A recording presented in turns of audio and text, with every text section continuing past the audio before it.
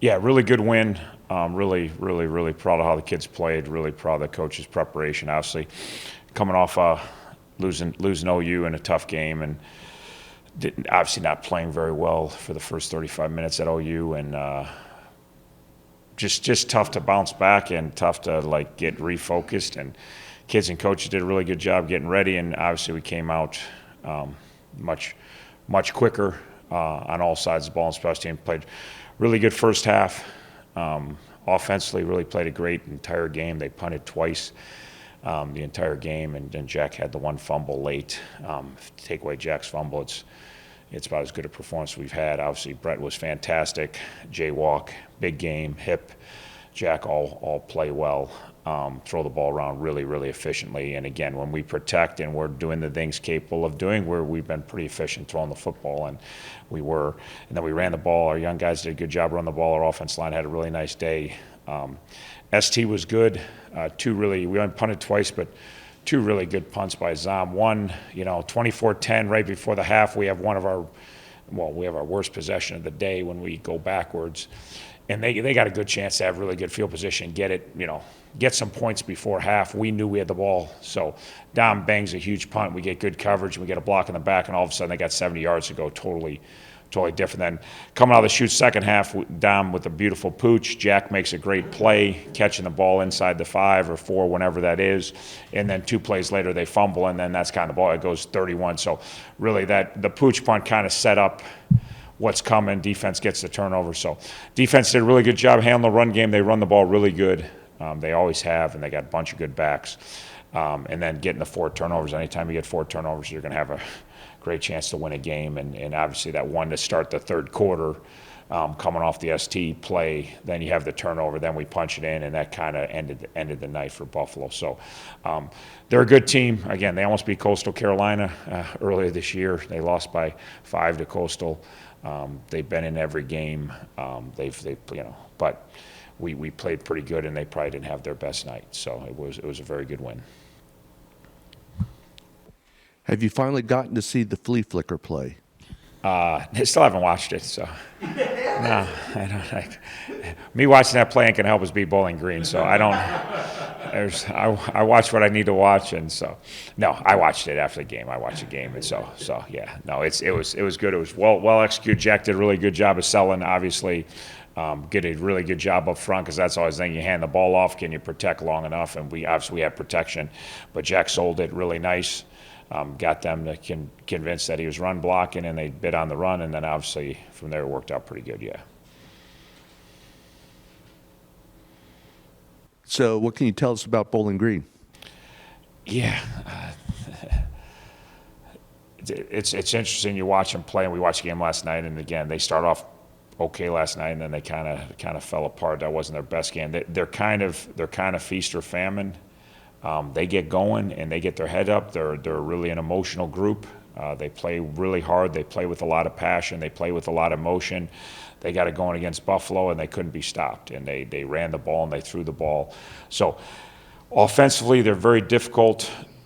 They do a lot of stuff with formations and motions, and a lot of fly sweeps and jet sweeps, which again, can you defend them? Yes. But if you're wrong with all the misdirection, they get guys out in space, and they got nice athletes. They got a couple good receivers at 86 and 18 are really good receivers. 8 is kind of their jet guy, who's a dynamic guy, been a good player in this league for a while. They got a number of young running backs who have run the ball effectively, and they've got an experienced quarterback that likes to make plays. He's very, very competitive kid. He'll run around and ad lib, and a lot like some of the quarterbacks we've seen this year, just super, super competitive and tries to beat you on every down. So when they're good, they're really good. They beat Minnesota, on the road. They win in Buffalo. So at times they've looked really good. At times they haven't looked as good. So they'll be ready to go. I know their alpha. I know their coach staff does a great job, and they'll bounce back quickly, just like we bounced back when we didn't have our best performance. We bounced back, and they probably didn't have their best performance last night. I'm sure they'll be bounced back, and they'll be ready to go. So they got plenty of talent, just like Boston Mac. Like any given week, they'll be as good as anybody else and have a chance to beat you. Coach, how do you make sure the team doesn't just look past the Bowling Green game, because the Kent State game following that is really for the MAC East? Yeah, I mean, if there's a way to make sure you never have a bad game, that we try to be the same every week. Obviously, we don't have to look too far back to when we weren't ready to play. For whatever was it, I don't think we were looking past OU, don't get me wrong. We certainly weren't looking past them. But again, we were coming off a really good win, much like Buffalo, and we probably took our foot off the gas a little bit, and your focus. So there's two things. It's like, did you keep your foot on the gas just as hard as always? That's one thing. And then two, what other things get in your head? What other, if you have a huge game, a lot of times you just focus on that huge game. But if you come off a really good win, a lot of times then you start to think and worry about other things, and there's a lot of other things to worry about, for these kids. So focus on the team, focus on Bowling Green and what they do on OD and special teams, focus on their strengths and weaknesses, keep working to improve our strengths, keep working to improve our weaknesses, and then block everything else out about whether we got a big game in 2 weeks or not have a big game in 2 weeks. And, from my perspective, you lose this week, it isn't a big game in 2 weeks because OU's beat you and they got the same record as you. So this is you have to win this week. OU's a game behind you and they beat you, they got the tiebreaker on you. So if you lose this week, there's no guarantees you have a shot for anything, depending on how it plays out. So, and again, 2 weeks ago, we didn't show up ready to play our best football. We didn't play our best football, so we don't have to look too far back to have a reminder of when you don't have your head where it needs to be. It's and again, you look at the scores this week in the MAC. It's anybody's game, any day of the week. There's not only anybody can beat anyone, but even how games start and how they feel. Like sometimes teams start off and get big leads and they evaporate in a hurry, and it's not even week to week. It's within the same game. You watch part of the game, like, man, this team's really kicking this team's butt, and then 15 minutes later, like, what happened? Like, it just kind of like our OU game. Like, what happened? Just totally, and that you see that all the time. It's like teams get down, they come roaring back. It's like they flip a switch now. It's just everybody's even, and it's the next play's the next play, and whoever executes better the next play usually has success. Under that scenario, will you be reminding your players of what BG did at Buffalo? Yeah, we'll watch all that, and there's plenty of. They know they beat Minnesota. We played Minnesota. We couldn't beat Minnesota. They beat a Big Ten team. They got talent. There's no doubt about they're a talented team, and they beat Buffalo. And so yeah, our kids will know. And again, it's just can you stay in the moment? Can you stay focused? Can you worry about the next play? Can you worry about the next play in practice? Can you worry about doing your job? It's hard. It's hard because you got family and friends, and after the game is you think winning cure. No, you didn't play enough. You didn't get the ball enough. You didn't do this enough. You didn't get this opportunity enough. It's constant. It's every week.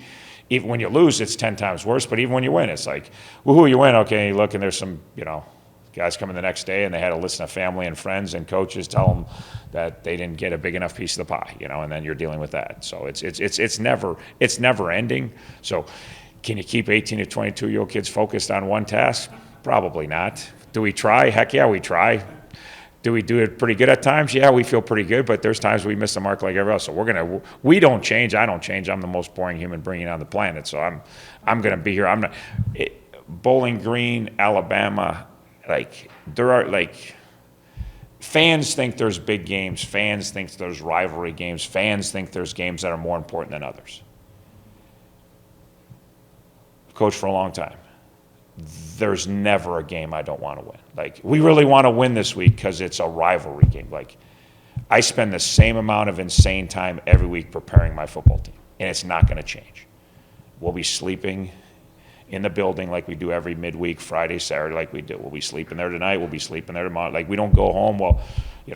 And it's not because it's Bowling Green or Alabama. It doesn't matter. We're going to prepare the same way. Now, can you get 18 to 22-year-old kids to do that? That's not. Sometimes they prepare better than others. How much extra? Because we're going to put the time in that we're allowed to, but how much extra time are they going to put in? As a staff, we put the same amount of extra time in every week. We're going to put in extra time. We're going to prepare right up till game time. We're watching tape on Buffalo on game day, and we're talking about third and medium at a walkthrough and tweaking some things on third and medium. A walkthrough, it never stops for us, and it never will stop. We're going to be as prepared as we can be, but it's late and it's exciting and it's fun to play games that mean something. You got 2 games left in your season, and there's still a lot at stake, and that's why you work these first 10 months to get to this point.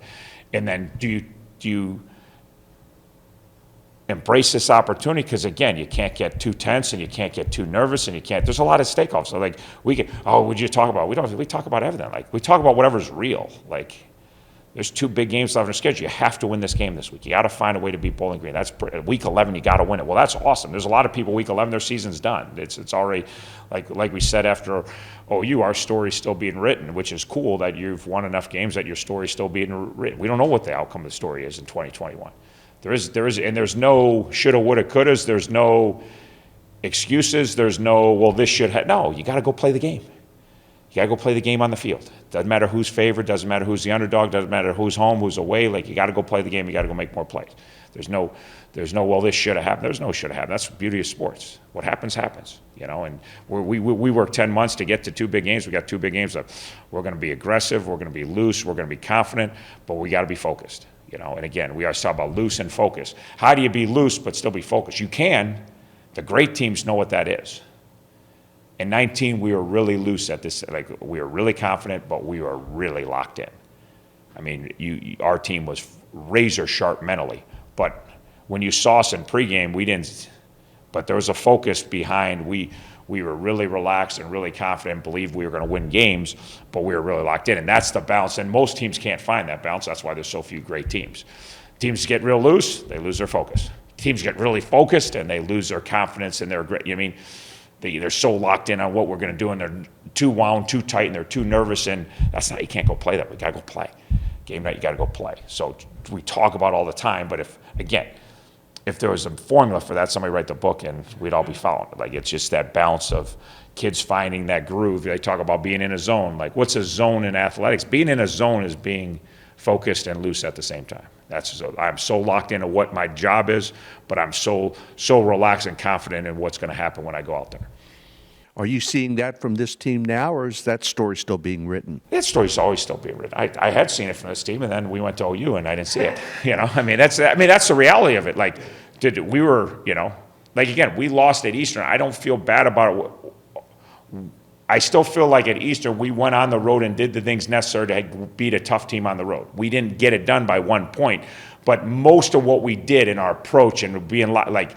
Everything was good, and we outplayed them, we outgained them, and like again, we didn't get it done, and whatever, you know. But I liked for the first 4 games of conference, I thought we were really locked in. We were getting more confident. We were getting smarter each week. We were learning from experiences, and you know, great win against Central, great win against Ball State, really dominant win against Akron. You know, really tough loss on the road to Eastern, but a lot of good things. Then you go to OU, and for the 35 minutes, you get they put it on you, you know, and they're the team that's focused and locked in and ready to go and excited, and you know, and then second half of OU we kind of got it back, and then obviously the other night besides about 30 minutes, I love how this team is rolling. I don't want to repeat those 30 minutes, trust me. So, but no, you know, you talk about 6 conference games. Besides one half, we played tremendous football in this league, and it's hard, and we've done it, and we got to continue to do it.